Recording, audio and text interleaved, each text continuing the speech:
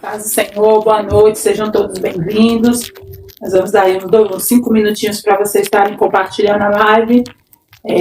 Nós somos a Escola Bíblica Casa de Zadok, estamos aí no projeto do Clube do Livro, ao qual nós estamos lendo os livros da Bíblia.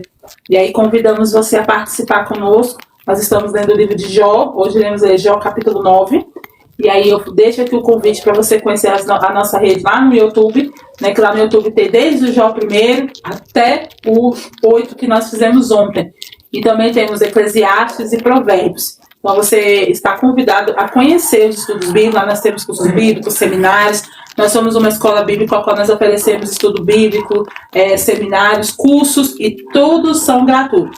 Todo o material da escola bíblica, tudo que a escola bíblica produz e oferece, ela chega para você gratuitamente, tanto de material, como de certificação, como de aula. Nós também não temos nenhum tipo de pré-requisito eclesiástico para você participar dos nossos cursos. Ou seja, se você tem ensino médio, ou se você não sabe ler, se você não sabe escrever, e às vezes você fica impedido de fazer algum curso bíblico porque você acha que você não tem a capacidade de aprender a Bíblia e tudo. Então nós convidamos a você que, independente das restrições que você tenha, a escola bíblica está aberta para todos. Então a gente não tem nenhum tipo de pré-requisito para você participar dos nossos cursos, dos nossos estudos bíblicos. Não importa se você tem graduação, ensino médio, se você é alfabetizado ou não. Todos são bem-vindos para nós estudarmos a Bíblia, aplicar a palavra do Senhor. Então, por isso que nós oferecemos gratuitamente, para que a verdade da palavra possa chegar a você e a todas as pessoas. Então, convido você a compartilhar essa live. E hoje nós estaremos dando continuidade, no capítulo 9 de Jó. É muito importante, a gente entender as fases que Jó está passando, as respostas, que ele dá aos amigos, que ele dá, e ele começa a conversar ali com Deus. Mas antes de qualquer estudo bíblico, você pode estar separando o seu caderno, sua caneta, você pode estar separando a Bíblia da sua preferência. Nós vamos orar, pedindo discernimento, sabedoria da parte de Deus, para a gente entender a palavra como um todo, tá? Então, curve sua cabeça por um instante. Senhor Deus Todo-Poderoso, Pai, muito obrigado pela Tua graça e Tua misericórdia de todos os dias. Pai, perdoa os nossos erros, as nossas falhas. Perdoa, meu Deus e meu Pai, aquilo que nós não conseguimos, meu Deus e meu Pai, cumprir ou fazer. Mas, Senhor, que a Tua graça e a Tua misericórdia, Pai, possa se fazer presente neste lugar. Usa-nos como instrumento nas Tuas mãos. Encaminha, Pai, essa live àquelas pessoas que precisam ouvir a Tua palavra e, juntamente conosco, Pai, aprender mais de Ti. Também haja um sinal aonde essa live chegar, Pai, na vida dessa pessoa. Ela possa sentir a Tua presença da mesma maneira, Pai, que nós temos sentido aqui neste lugar.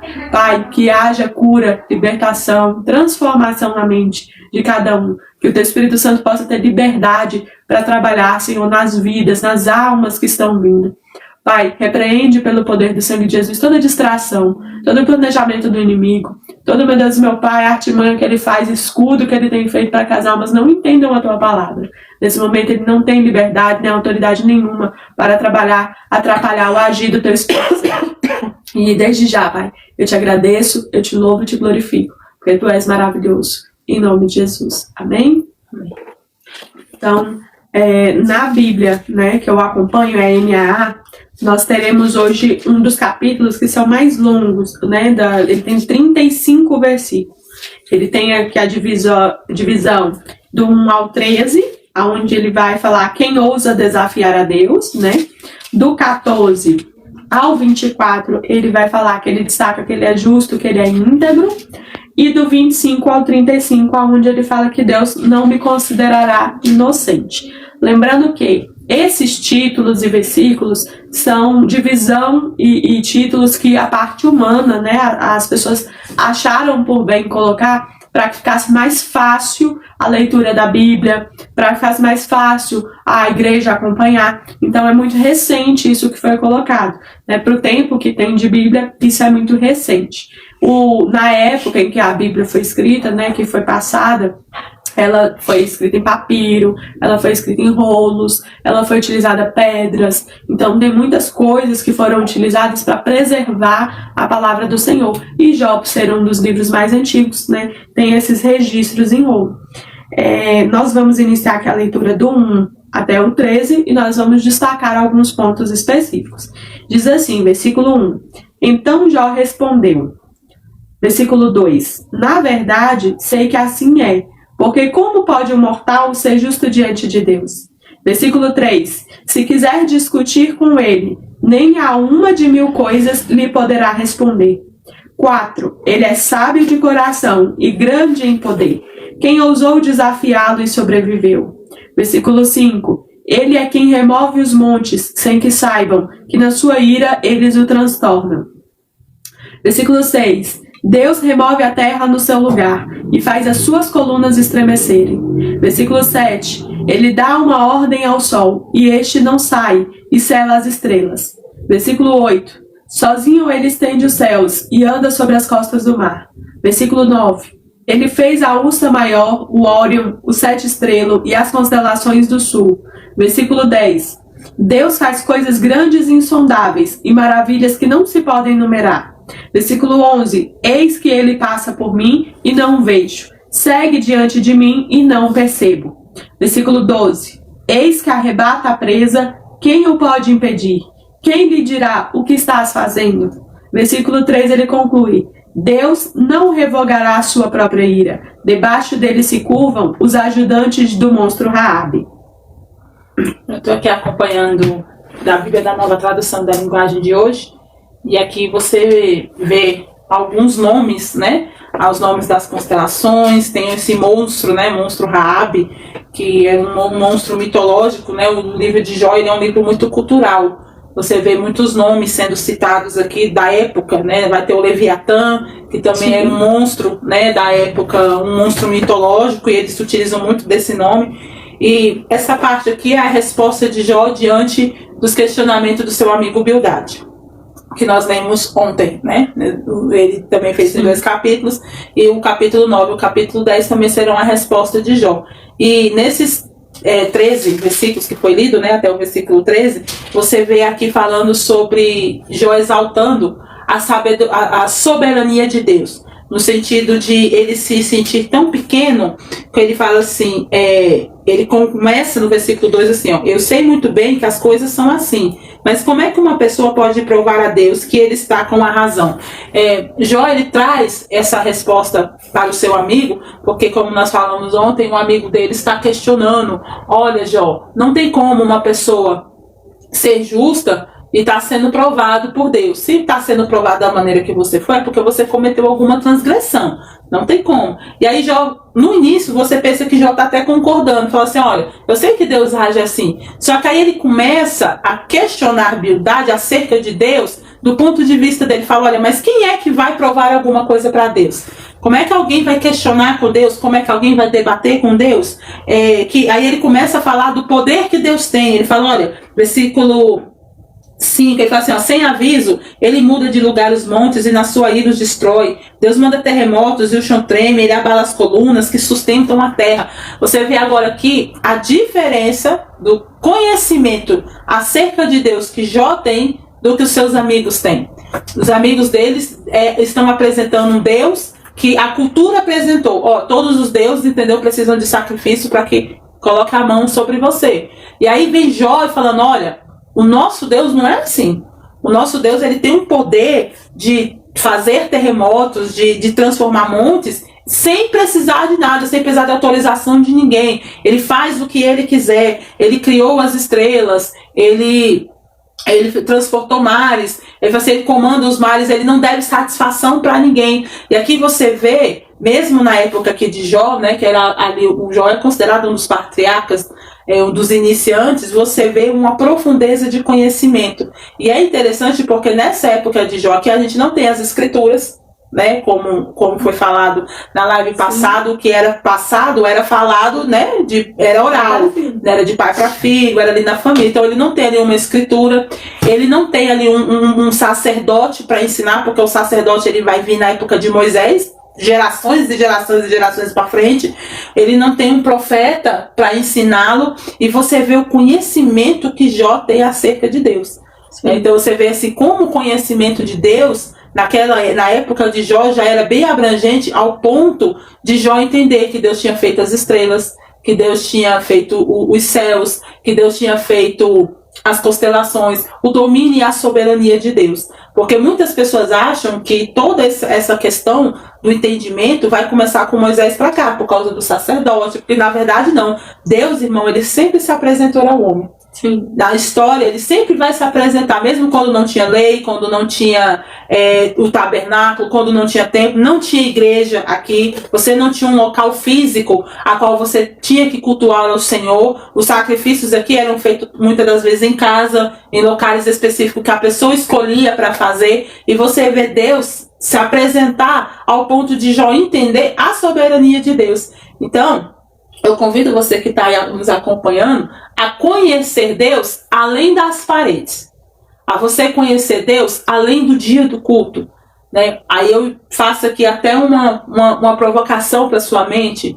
Se for retirado o culto, se for retirado da igreja, será que você consegue ainda compreender quem é Deus? Você consegue enxergar Deus? Porque você vê que Jó, ele vai descrevendo onde é que ele encontra Deus. Ele vê Deus na natureza, ele vê Deus no terremoto, ele consegue ver Deus, irmão, quando o chão treme, ou seja, nos momentos tensos, ele consegue ver a Deus, ele consegue ver Deus na estrela, que é algo lindo, mas ele também consegue ver Deus no terremoto. Então você vê que ele está vendo Deus além das quatro paredes, aqui, além do culto, além do sacrifício, ele consegue enxergar a soberania de Deus. Então Deus, ele se apresenta para Jó através do ensino de informação que Jó tem, dessa grandeza dele, fala, olha, como é que eu vou me explicar para Deus? Porque os amigos queriam que Jó explicasse para Deus. Olha, você explica lá o porquê que você pecou, entendeu? Porque Deus aí falou assim, como é que eu preciso explicar para um Deus que sabe de todas as coisas?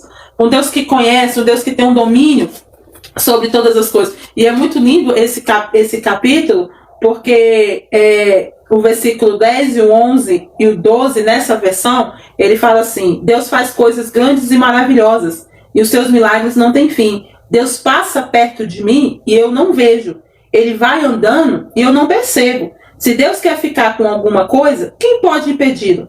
Quem se atreve a perguntar a ele, o que é que você está fazendo? Então, assim, olha a grandeza de Jó, de se colocar num patamar assim, baixíssimo, e falar, olha, quem sou eu para perguntar? Inicialmente ele coloca, mas lá na frente você vai ver ele perguntando, mas de outra maneira. Mas ele fala assim, quem sou eu para perguntar para Deus, Deus, por que o senhor me botou na prova? Tipo assim, com que autorização, entendeu? Eu vou questionar, porque com que autorização o senhor faz isso? Ele fala, olha, Deus faz coisas tão maravilhosas, e ao mesmo tempo que ele vê grandeza, ele fala assim, mas se Deus passar perto de mim, eu não consigo vê-lo. E aí não é ver de não conhecer, de não reconhecer, porque ele fala assim, olha, eu sou tão pequeno, que se Deus passar aqui, eu não consigo ver, eu não consigo enxergar por causa do tamanho da sua grandeza. Esse servo, aqui, essa visão que Jó tem, irmão, é uma visão assim que a igreja hoje tem perdido, né? Essa visão assim de, olha, Deus ele é tão grande, a gente é tão pequeno, e quando Deus quer um relacionamento conosco, na verdade Deus que se aproxima de nós, porque a gente nunca teria como ter acesso a ele se não for através de Jesus, e ele começa a perguntar assim, olha, quem sou eu? Para que caso se ele passe, eu não consigo nem vê-lo, eu não consigo percebê-lo, porque é tão grande, é tão grande, mas é tão inacessível. E aí você vê aqui como era o Deus do Antigo Testamento, né? Ele era um Deus assim, inacessível, era um Deus distante, era um Deus inacessível, era um Deus que não tinha como você chegar perto. E aí esse Jó aqui, ele começa a olhar para Deus e falar para Bildade, olha Bildade, Deus, ele é muito grande, quem sou eu para fazer o que você está pedindo para eu fazer? Né? De colocar como se os amigos de Jó quisessem que Jó colocasse Deus na parede, sabe? Deus assim no teto do questionamento, olha, você tem que procurar saber por que Deus está fazendo isso. E aí ele fala, olha, quem sou eu para questionar Deus alguma coisa, no sentido do questionar aqui, mas é claro que alguns capítulos lá para frente ele vai ter um diálogo com Deus, mas o questionar que Jó está falando aqui é um questionar assim de mérito, né? Olha, eu fiz tanto sacrifício, eu fui tanto bom, por que você está fazendo? Tipo assim, uma questão da cobrança. Ele fala, olha, Deus faz tantas coisas maravilhosas, Deus fez tantos milagres, e aqui você vê Jó reconhecendo que a vida dele foi um milagre. Até a hora da aprovação, irmão, Jó teve muitas bênçãos de Deus, muitas maravilhas, teve filhos, né? Os filhos conviviam bem, que um fazia banquete na casa do outro, ou seja, a casa de Jó, a família tinha paz, porque um conversava com o outro, um ia na casa do outro, existia paz, existia comunhão, e aí ele reconhece esses momentos como momentos de milagres e momentos, então ele não esqueceu, né?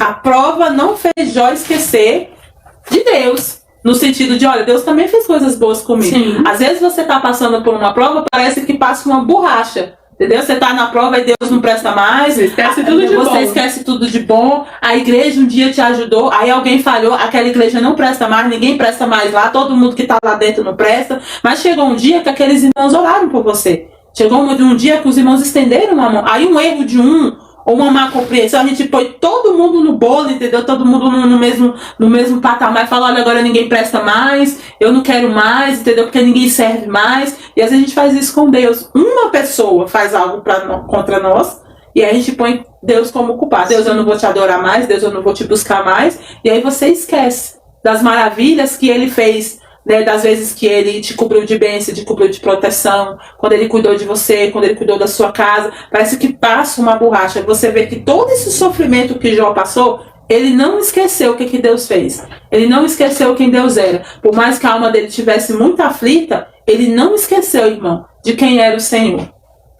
E é interessante que Jó ele é abençoado, né, irmãos, falando aí dos primeiros capítulos, de uma maneira culturalmente que até não se tinha na época isso, esse costume, né? Que as filhas, elas não tinham mais responsabilidade a partir do momento que casou de voltar.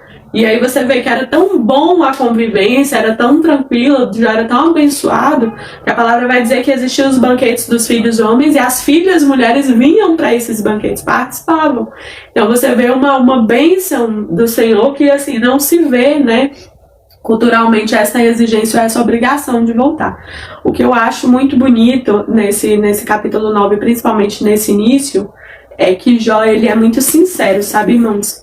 Ele, quanto humildade ele faz, os amigos eles colocam muito em xeque se Jó está sendo justo, se Jó fosse justo mesmo, se Jó é reto, se não é. E Jó, quando ele começa esse discurso ali depois da primeira fala de humildade, ele vai falar, olha, na verdade, eu sei que assim é, porque como pode um mortal ser justo diante de Deus? Então, ele tem essa humildade de não se ver merecedor da graça e da misericórdia de Deus, mesmo com tudo que ele fez, com todos os banquetes, com todos os sacrifícios, com toda a vida com Deus e tudo.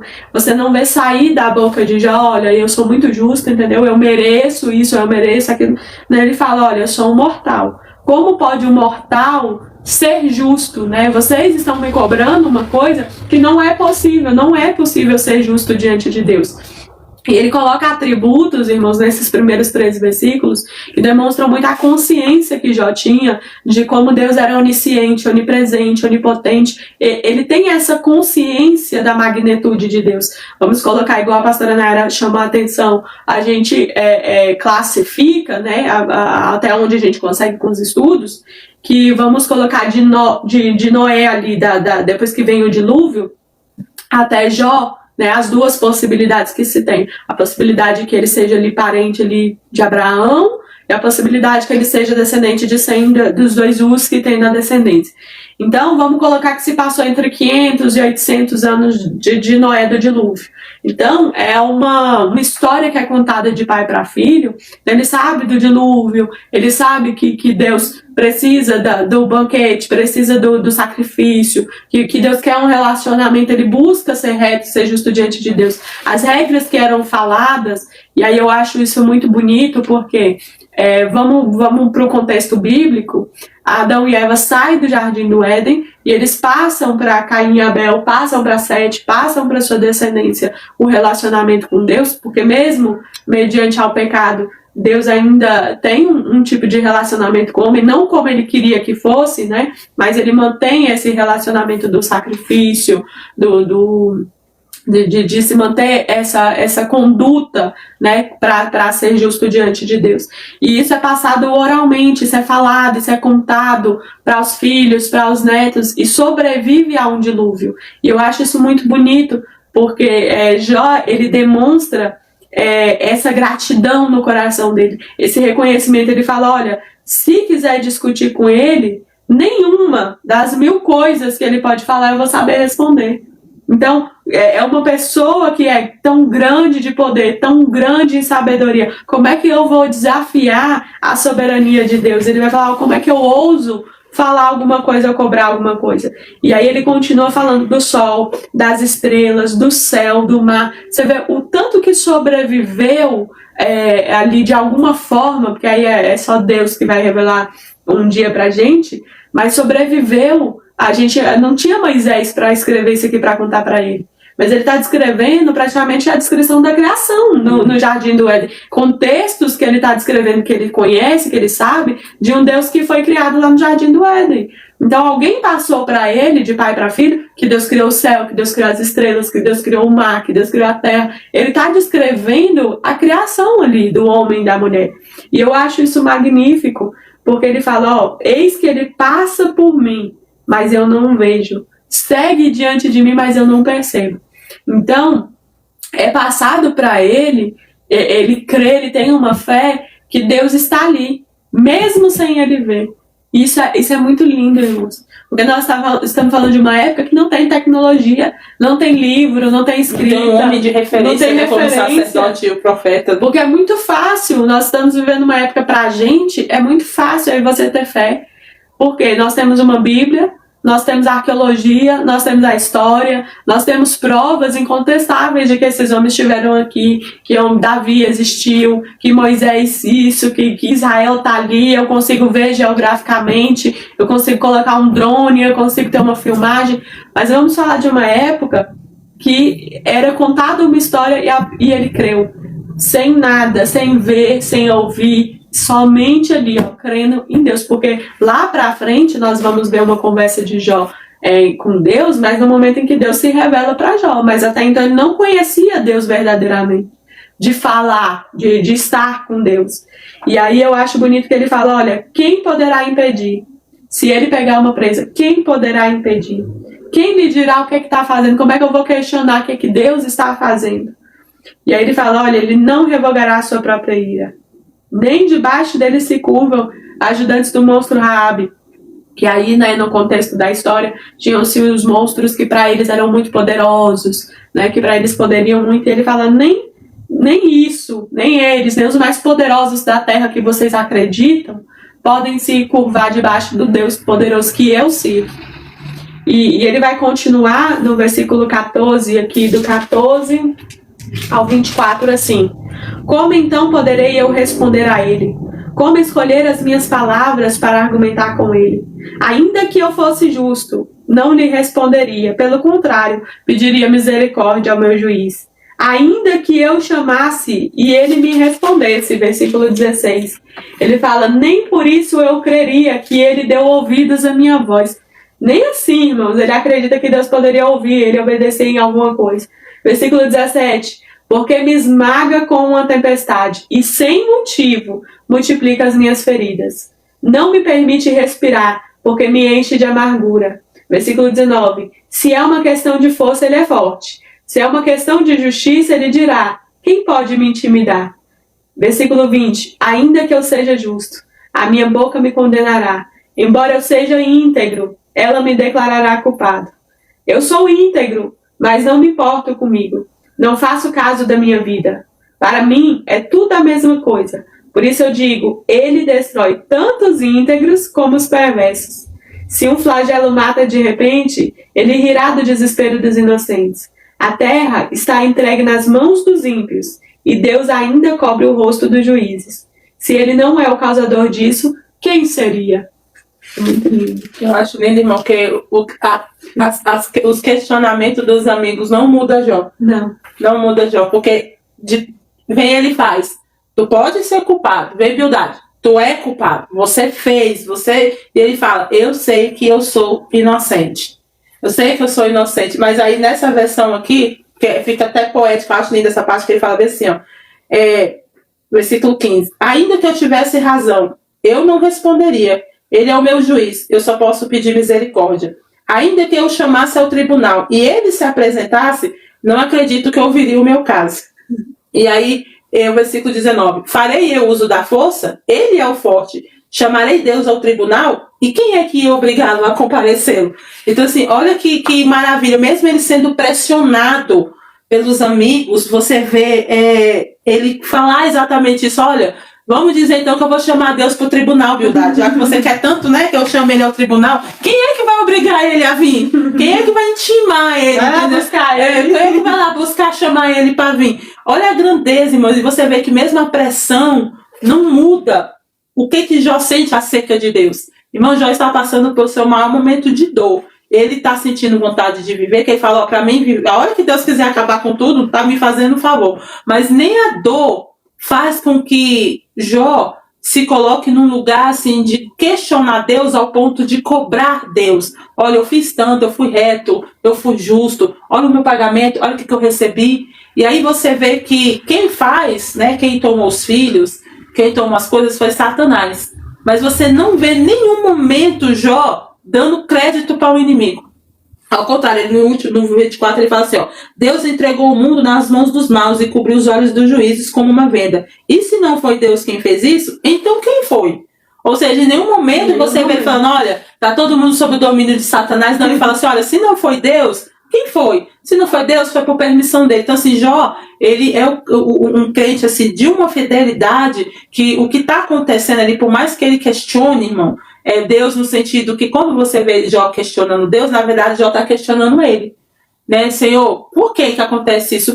Mas Jó está questionando, mas Deus, ele não está botando Deus no tribunal, como muita gente faz, né? Olha, eu dizimei, o que foi que aconteceu? Eu não dei o dízimo para o Senhor me proteger, por que o Senhor não me protegeu? Não, você vê ele reconhecendo, mesmo com a pressão dos amigos, ele sabe que ele é íntegro com Deus. Ou seja, o que Bildade está fazendo, o que ele faz, está fazendo, ele sabe da integridade dele com Deus. Sim. E ele fala assim, olha, mesmo que eu sei que eu sou íntegro, mas se eu abrir a minha boca contra ele, a minha boca me condenaria. Ou seja, não há nada em mim que me dê razão para brigar com Deus, nem a minha integridade. Então, você que está me ouvindo, nem o seu jejum, sabe, nem os seus dias, nada te capacita e te gabarita de você questionar alguma coisa com Deus ao ponto, olha Deus, o Senhor me deve uma resposta, uma satisfação. Porque Jó está falando, olha, eu sei que eu sou íntegro, mas nem isso me gabarita. Aí eu botar Deus no tribunal, aí eu questionar Deus acerca de uma coisa, por mais que eu seja íntegro e eu sei que eu sou, isso não me dá o direito de fazer isso.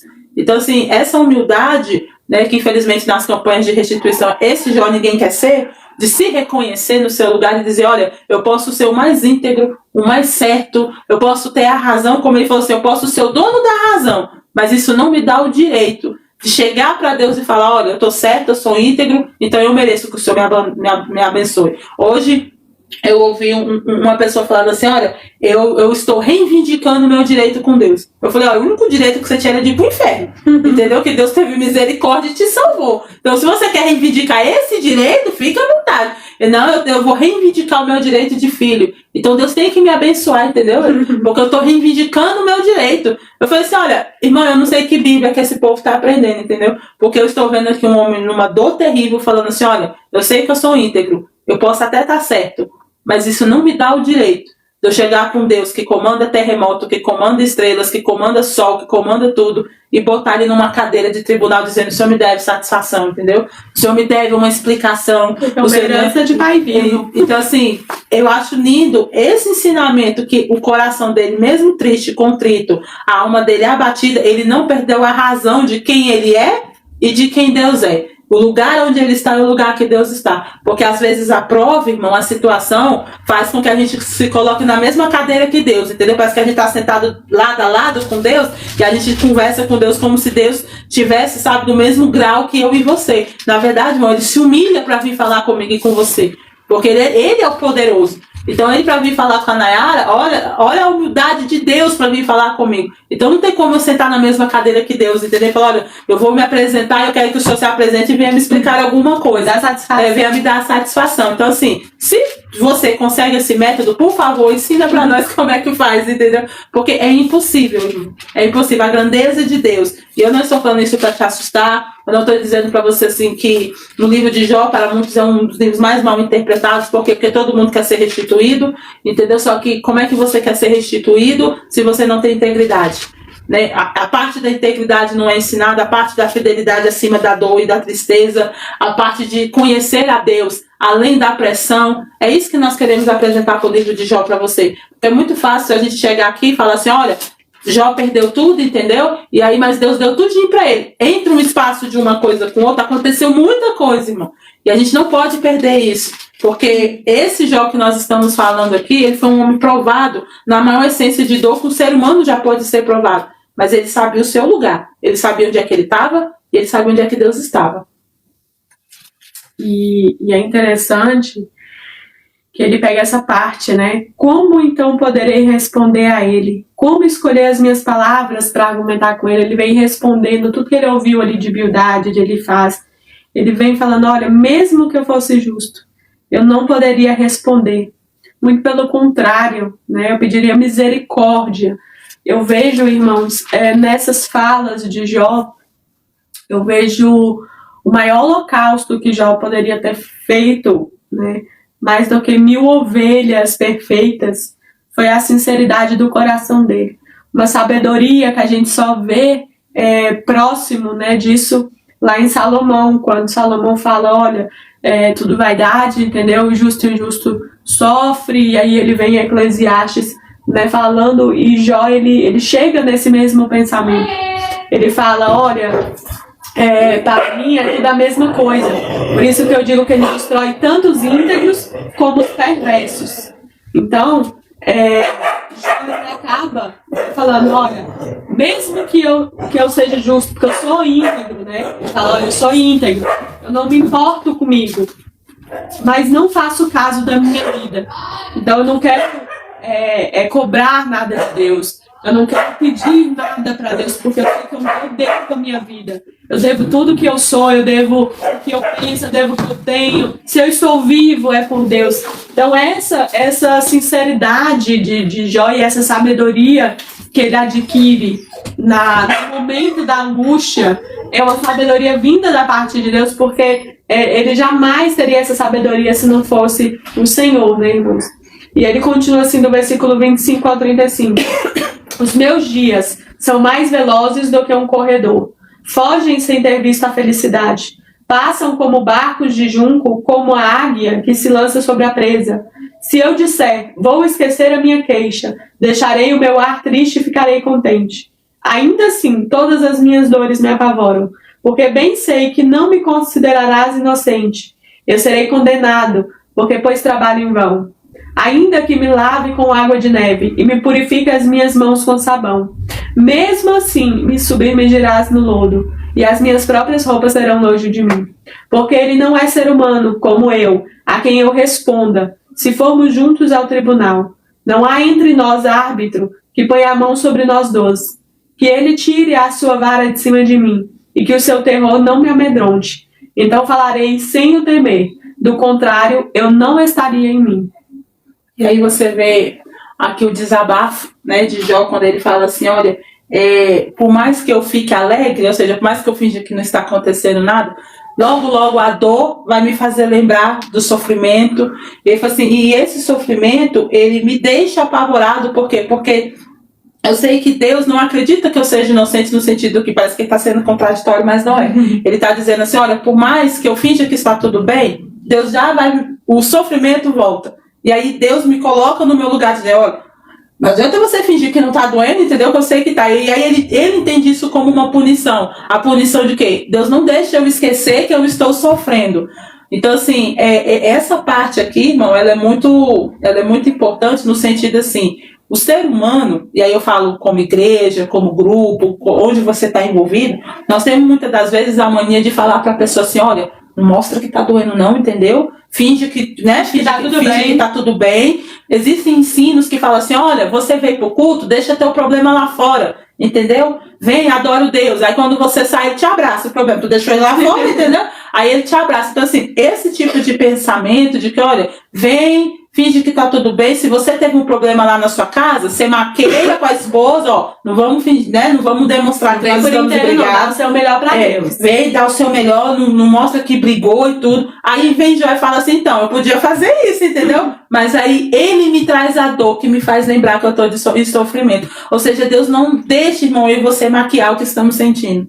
Deus, ele não deixa, ele fala assim, olha, por mais que eu faça isso, Deus, ele não aceita que eu seja inocente exatamente nesse sentido, que eu finja que não está doendo. Não consigo fingir nada diante de Deus. Então, ele não aceita que você... Então, assim, talvez você está indo pro culto ensinado assim, olha, o que fica aqui em casa, a gente brigou e tudo, bota um sorriso no rosto, entendeu? Vai brigando no carro daqui até lá, mas quando chega na porta da igreja, quero todo mundo feliz, entendeu? Dá a paz do Senhor para todo mundo. Então, assim, isso só serve para os homens. Porque Deus, ele sabe, ele fala assim, então ele não aceita essa minha inocência de achar assim, olha, tô conseguindo enganar, tá tudo certo, entendeu? Então se Deus não ele fala assim, olha, Deus não vai aceitar essa minha inocência, porque na hora da dor, o sofrimento vai aparecer. Aí ele fala assim, em versículo 29, e se ele acha que eu sou o culpado, não adianta nada lutar. Ou seja, se eu sou culpado disso, não adianta eu fazer qualquer coisa para abanar isso. E aí, Jó, irmão, tem essa consciência de que quando nós temos algo com Deus, não adianta você fazer nada para cobrir. Olha, se você está errado, não adianta, você pode fazer o que você quiser. Deus, ele não apaga o erro enquanto você não se arrepender. Sim. Enquanto você não se arrepender. Não adianta, você pode tentar consertar sem um arrependimento. Davi é um exemplo disso. Ele consertou um erro, porque ele falou assim, olha, eu vou consertar o erro, eu vou trazer o Urias pra cá, entendeu? Ele vai dormir com a mulher, vai engravidar e aí qualquer coisa o menino é dele, entendeu? Sim. Só que ele não esperava que Urias teve um comportamento que era para Davi ter. Porque a Bíblia fala que era tempos de guerra, não era para Davi estar em casa. Não era para Davi estar bebendo, entendeu? Não era para Davi estar fazendo banquete, era para Davi estar na guerra. Era tempos de guerra. Urias não era rei, Urias não se sentiu à vontade de ir para casa porque não era tempo de ficar em casa, era tempo de guerra. Urias tem mais consciência do que Davi. O que Davi faz? Vai lá e mata ele por causa da autoridade que ele tem. E Deus não deixa isso impune. Ou seja, Davi tentou arrumar a situação, ninguém vai ficar sabendo que está tudo bem. Se eu disfarçar, vai dar certo. Se eu disfarçar, vai dar certo. Aí vem Deus, irmão, que não nos dá esse tipo de inocência. Fala, olha, tu enganou todo mundo, Davi. Todo mundo, deu quase plano perfeito. Quem é, irmão? Se não é Deus que mostra. Quem é que imaginar que Urias morreu a mando dele? Estava no campo de batalha. Fazia parte de pessoas serem mortas no campo de batalha. Aí vem Deus que não participa da nossa inocência, entendeu? Porque ninguém combina nada com Deus e com o Espírito Santo. Você pode fazer o plano que você quiser. O Espírito Santo não faz parte das nossas picuinhas, irmão. Então, quando ele fala assim, olha, e por mais que eu seja culpado, como é que eu vou fazer contra ele? Não há nada que eu possa fazer. Então, irmãos, seja livre nesse sentido com Deus. Deus, eu pequei. Deus não quer que você finja que está tudo bem. Deus não quer que você vá para o culto fingindo, entendeu? Eu vou prestar um culto para Deus, chego lá, eu oferto, eu canto, eu choro, aí Deus vai se emocionar. Sem arrependimento, você está perdendo seu tempo. E aí, o pior, irmão, não é você perder o seu tempo, é você achar que Deus tá cobrindo isso. Tá aceitando. Né? Deus está aceitando isso, sendo que aqui que ele está falando, olha, se eu sou o culpado, não há nada que faça que possa cobrir, a não ser o arrependimento. Então, assim, isso é liberdade para sua alma, seja livre. Não tenta se enganar, não tenta enganar as pessoas. Talvez você até consiga enganar o pastor, a pastora, o líder, o padre, o bispo, mas a Deus, como, irmão, enganar ao Senhor que conhece o oculto, o profundo e o escondido? E aí você sabe o que acontece? Você vive uma escravidão e Deus veio para a liberdade. Seja livre hoje no Senhor, seja livre de você ficar tentando ter uma vida cristã que você não tem, de você levar uma vida familiar que você sabe que você não tem, de você levar uma vida de aparência, de você se escravizar nas redes sociais, porque você tem que mostrar que você está feliz, que você está contente, sendo que você não está. Sendo que aqui está dizendo, o Senhor não é inocente, irmão, de acreditar nessas coisas. Então Jó entendia isso. Então Jó falou assim, eu não vou maquiar o meu sentimento. Por quê? Porque Bildade falou, olha Jó, isso tudo aí que você está falando é bobagem, para de falar e para de chorar. Ele falou, o que adianta eu esconder o meu sofrimento, se ele sabe que está doendo? O que vai adiantar? Ele sabe que está doendo. E é interessante, né, irmãos, porque Jó, ele tem essa consciência muito grande de que os amigos dele estão vendo o superficial, estão vendo a imagem, estão vendo a falta de riquezas que Jó já não tem, a falta de uma roupa bonita, a falta da saúde, né, as doenças, as dores. Ele tem essa consciência de que os irmãos, os amigos, eles estão vendo a aparência. E é interessante que ele descreve isso. Ele fala, olha, ainda que eu me lave com água de neve, ainda que eu purifique as minhas mãos, mesmo assim, as minhas próprias roupas teriam nojo de mim. Então, se aqui dentro tá podre, se aqui dentro tá sujo, se o seu coração, se a sua alma tá com falta de perdão, se a sua alma tá com rancor, sua alma tá com ódio, se dentro de você há infelicidade, você não tá bem com você não tá bem com as pessoas, você não tá bem com Deus, você não tá bem com nada. Não adianta a roupa bonita, não adianta você se perfumar, você tomar os melhores banhos. É um trabalho em vão. É cansativo, é um trabalho cansativo em vão. Você se maquiar, você arrumar o cabelo. Por quê? Porque Deus, ele vai falar, olha, ele não é ser humano como eu. A quem eu responda, mesmo se formos juntos no tribunal, quem é que vai ser árbitro? Quem é que vai botar a mão em cima de mim, de Deus? Não tem ninguém que bote a mão em cima dele, porque ele é soberano, irmãos. Ele fala, olha, que ele tire a vara de cima de mim, que o seu terror não me amedronte. Aí sim, né? Então eu falarei sem temer. Do contrário, eu não estaria em mim. Então, eu acho isso muito bonito. E é uma lição para mim, para você, para os dias de hoje. Eu faço esse questionamento para você. O que tem dentro da sua alma que você acha que você consegue cobrir, irmãos? Porque você consegue cobrir dos amigos, como a Nara falou, dos pastores, dos familiares. Eu e você conseguimos cobrir uma roupa bonita, um cabelo arrumado, uma maquiagem, né, um banho, perfume. Mas diante de Deus, ele não é ser humano como eu e você. Ele sabe que tá doendo, ele sabe que tá errado, ele sabe que tem mentira, ele sabe que tem adultério, ele sabe que tem traição, ele sabe tudo aquilo que os homens às vezes não são capazes de ver, ele sabe. Mas aí é a maior chave, né, que Jó ele descreve, nós vamos ver ele descrever durante as falas dele, durante todo o livro de Jó, é que ele mostra uma submissão, um arrependimento de alma, irmãos. Ele consegue saber que ele não merece nada, que tudo que Deus deu e tudo que Deus dá é por graça, é por misericórdia. E olha que essa época era uma época que não tinha graça descrita como é hoje a graça de Jesus Cristo, não tinha vindo ainda. Mas eu consigo ver Jesus descrito nessa graça, nessa misericórdia que Jó clama diante de Deus. Mesmo sem saber o nome, mesmo sem estar aqui o nome de Jesus Cristo, eu consigo ver o arrependimento, eu consigo ver a graça, eu consigo ver a misericórdia. Eu consigo ver Deus nitidamente no relacionamento de Jó com Deus. E é interessante porque ele servia a Deus e até onde nós lemos no contexto aqui, nós ainda vamos ver muito isso nas falas dos amigos, são amigos que conheciam a mesma história que Jó, tinham o mesmo ensinamento que Jó, porque ele fala, olha Jó, você ensinava, você falava para nós, então nós conhecemos o que você conhece. E é interessante porque, às vezes, eu conheço a mesma teologia que você conhece. Eu conheço os mesmos dogmas de igreja que você conhece. Às vezes eu conheço a mesma Bíblia que você conhece. Mas a intimidade, o relacionamento, ele é a diferença. Ele é a diferença. Então, você hoje pode se questionar se você se arrependeu de verdade, se você conhece Deus de verdade, ou se você conhece a história. Assim como os amigos de Jó, você conhece o contexto, a fala, de ouvir falar quem é Deus. Mas você não tem o relacionamento, a intimidade, o arrependimento, porque os irmãos, os amigos de Jó, eles não demonstram em nenhum momento o arrependimento. Arrependimento de fala, de erros, de nada. Eles demonstram um arrependimento, que é aquele arrependimento se a gente é pego, entendeu?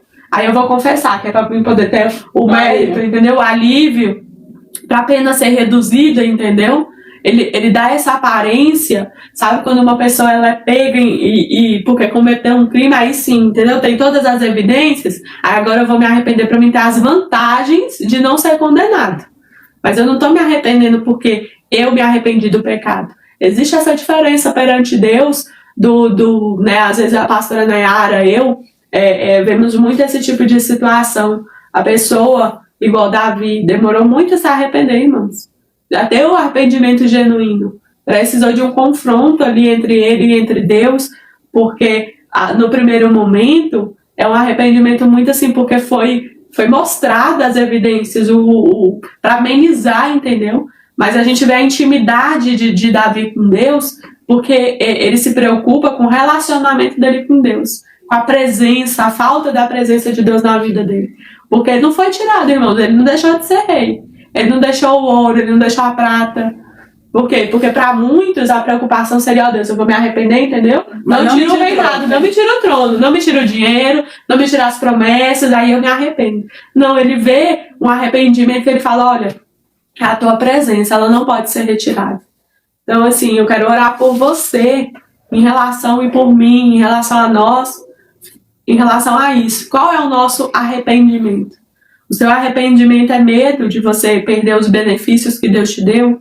Às vezes, né, nós temos muitos obreiros aqui da casa do Senhor. O seu arrependimento, o seu pedir perdão dos seus pecados todos os dias, você está pedindo perdão porque você quer ser perdoado, porque você se arrepende de cometer coisas contra Deus, de pecar, de ter um coração corrompido, de ter uma mente corrompida, de ter momentos de ira, de brigar com sua esposa, de brigar com seu filho, de não se controlar.